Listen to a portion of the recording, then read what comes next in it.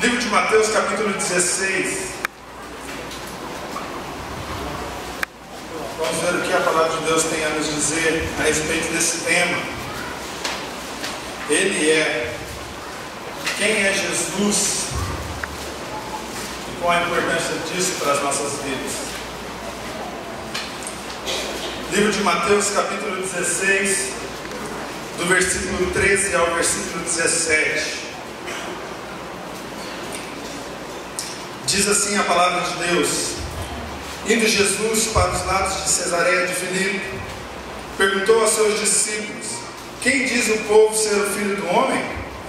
E eles responderam: Uns dizem João Batista, outros dizem Elias, outros Jeremias, ou algum destes profetas. Mas vós, continuou Jesus, quem diz ser o Filho do Homem, ou quem eu sou? Versículo 16. Respondendo Simão Pedro, disse: Tu és o Cristo, o Filho do Deus vivo. Então Jesus lhe afirmou: Bem-aventurado és, Simão Barjonas, porque não foi carne nem sangue que tu revelaram, mas meu Pai que estás no céu. Amém. Vamos orar. Senhor nosso Deus e nosso Pai, nós chegamos, ó Deus, na Tua casa nesta noite de sexta-feira porque o Senhor permitiu. Nós queremos louvar e agradecer ao Senhor por esta oportunidade única, Deus, que o Senhor está nos concedendo. Que nessa noite, ó Pai, a Tua palavra possa ser exposta, ó Deus, e que possamos entender com clareza aquilo que o Senhor quer falar aos nossos corações. Que possamos, ó Pai, sair daqui transformados pelo poder que há na Tua palavra. Que possamos, ó Pai, ter convicção, que possamos, ó Pai, ter a certeza de quem o Senhor é, daquilo que o Senhor fez e a importância disso. Me use, ó Pai, como instrumento nas mãos do Senhor. O Senhor me conhece, sabe que eu sou imperfeito, careço da Tua misericórdia e graça. Em nome do Teu Filho Jesus Cristo é que nós oramos. Amém e amém. Nós temos uma pergunta com duas respostas. É uma pergunta feita duas vezes, porém com duas respostas. Jesus está indo então para Cesareia de Filipe, uma cidade provavelmente a 40 quilômetros da Galiléia. E Jesus, indo para essa cidade, provavelmente estava na metade do seu ministério, se nós considerarmos os 3 anos. Jesus está indo, chegando lá, ele vira para os seus discípulos e faz uma pergunta, fala: Vocês que estão no meio do povo, o que o povo aí diz a respeito de mim? Quem é que eu sou para este povo? E aí então vem a resposta: Olha, Senhor, tem algum povo aí que acha... Obrigado. Aprendiz do irmão Santos. Tem um povo aí que acha que o Senhor é Elias, João Batista, Jeremias ou algum desses profetas. Tem uma turma aí que acha... Jesus não perguntou, mas a família de Jesus achava ele louco nesse tempo, porque ele inicia seu ministério há pouco tempo. As autoridades religiosas o chamavam de endemoniado e tantas outras coisas. Mas aqui Jesus pergunta ao povo o que o povo acha, e seus discípulos então respondem: há uma grande maioria, ou uma boa parte que acha que o Senhor é um dos profetas. E as referências que ele faz a respeito desses profetas são profetas importantes, profetas de uma importância para aquele povo muito alta, gigantesca. E fala: olha, Senhor, tem aquelas pessoas que olham para o Senhor, veem o que o Senhor faz e dizem que o Senhor é um profeta, igual a Elias, igual a João Batista, igual a Jeremias. Profetas importantes. O povo aqui não está questionando se Jesus tem ou não um relacionamento com Deus, se ele é proveniente de Deus. O povo na verdade faz até essa afirmação, porque Elias, João Batista e Jeremias se relacionavam com Deus, faziam coisas grandes por conta de Deus, porque Deus dava autoridade a eles. Elias orou para que descesse fogo do céu e desceu. Elias orou para que chovesse e desceu água. João Batista não realizou nenhum milagre, todavia foi um profeta e anunciou e batizou em nome de Deus, em nome de Jesus, a respeito do que ele faria através da sua morte, através do seu sacrifício. Jeremias, um profeta que anunciou. São profetas extraordinários e Jesus é comparado com eles. Isso é uma verdade? De fato Jesus é um profeta e dessa importância? Sim.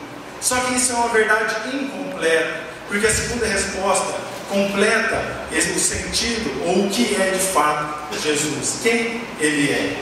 É possível, meus irmãos, que haja pessoas que vêm à igreja através de um Jesus que realiza cura, e de fato realiza, um Jesus que faz milagres, um Jesus que tem uma ética e uma moral incomparável, um estilo de liderança incomparável. É possível.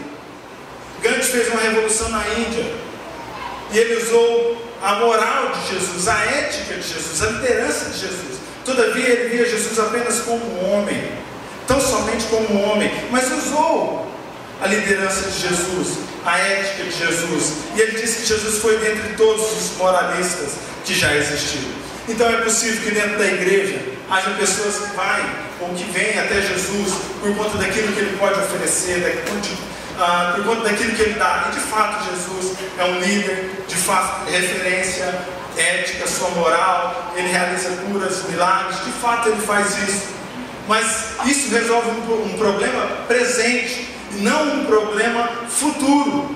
Porque na resposta da primeira pergunta, você pode solucionar alguns problemas teus. Você pode pegar o estilo de liderança e ser o maior líder onde você quiser, na sua empresa, na escola, onde for, dentro de casa, a sua ética, a sua moral, você pode confiar, não tem problema. Você pode vir até Jesus e pedir para Ele fazer uma cura, um milagre, não tem problema. Ele tem poder para isso. Todavia, meu irmão, todavia, nós precisamos entender de fato quem Ele é, para que a gente resolva um problema presente e também um problema futuro. Porque quando chega a segunda resposta, Jesus fala assim: para eles eu sou um desses profetas, um homem que veio de Deus. Mas e para vocês? Quem eu sou? Pedro levanta representando e diz: tu és o Cristo, o Filho do Deus vivo. Esta resposta é completa. É essa resposta que resolve um problema futuro. Porque quando Pedro diz que Jesus é o Cristo, ele está dizendo: o Senhor vai morrer, o Senhor é um Cordeiro vivo, mas é o Senhor quem vai nos fazer nos relacionar com Deus, e nós, a partir disso, nós teremos esperança de viver com o Senhor. Então quando ele diz assim: tu és o Cristo, tu és o Cristo, o Senhor é o nosso Salvador. Tu és o nosso Salvador, aquele crucificado, aquele que vai morrer em nosso lugar. Enquanto a primeira resposta traz esses benefícios, a segunda, além de trazer tudo isso, resolve um problema, meus irmãos, que nós não poderíamos resolver. Nós estávamos algemados caminhando para o inferno. Jesus vem, quebra as algemas, pega na nossa mão e agora nos conduz para a vida eterna.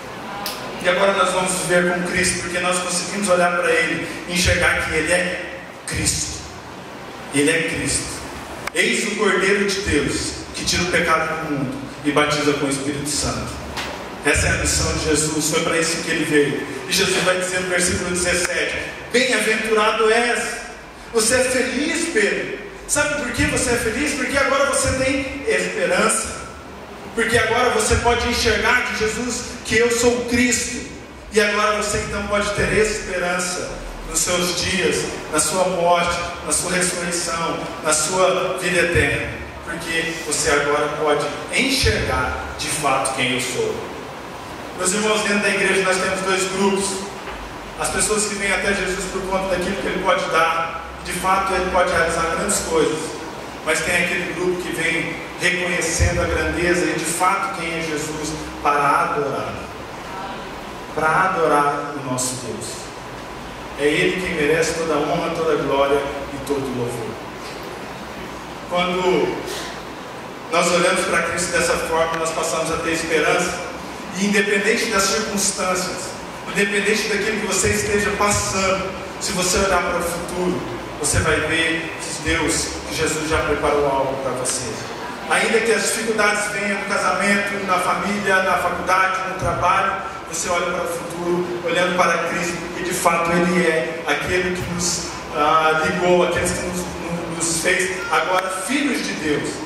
O apóstolo Paulo vai falar que nós éramos inimigos, mas quando Cristo vem, e quando nós olhamos para Ele da forma correta, quando nosso coração se enche de fé, ao ver o que Ele fez na cruz do Calvário por nós, então aí nós passamos a ser filhos de Deus, homens e mulheres com esperança. com a esperança.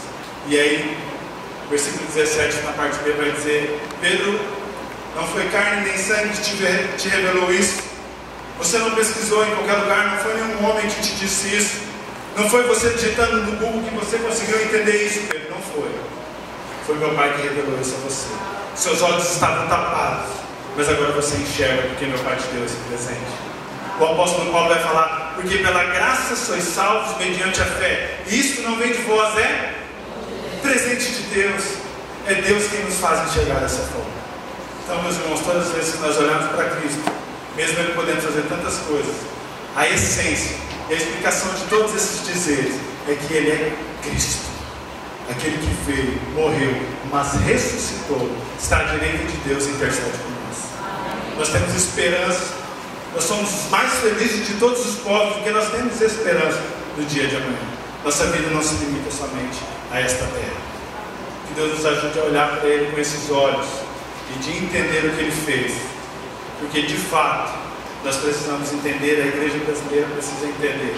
Parar de procurar Deus por aquilo que Ele pode oferecer, mas procurar Deus por aquilo que Ele é. Por aquilo que Ele é. Vamos lá. Senhor nosso Deus, nos ajude, ó Pai, a entender aquilo que o Senhor fez há tanto tempo atrás, aquilo que o Senhor fez em nosso lugar. Estávamos condenados, indo para o inferno, e o Senhor agora nos conduz, ó Deus, para morar com o Senhor na eternidade. Pai, se nós conseguimos entender a seriedade do Evangelho, a seriedade, ó Pai, do que aconteceu há esse tempo atrás que o Senhor esteve aqui, nós vamos ser pessoas felizes, independente das circunstâncias. Nos ajude, ó Pai, a ter uma visão correta a respeito do Senhor. Ó Pai, é bem verdade que o Senhor cura, que o Senhor realiza milagres, que o Senhor faz coisas extraordinárias, mas não nos deixe esquecer daquilo que o Senhor fez, que nos deu um presente e nos ligou com o Senhor, e agora nós nos relacionamos com o Senhor, mesmo sendo tão pobre, miserável, pecadores. Pai, nos dê essa visão, porque nós precisamos entender aquilo que o Senhor fez. Ajude-nos, porque nós dependemos do Senhor, em todo o tempo, em nome de Jesus. Amém. Jesus, eu vou dizer Ele é, e a igreja vai dizer Jesus, e na terceira vez eu vou falar Ele é, nós vamos gritar todos juntos, nosso Salvador, ok? Deu para entender? Vamos fazer um teste? 2 vezes Jesus, e na terceira nosso Salvador. Ele é Jesus. Ele é Jesus. Ele é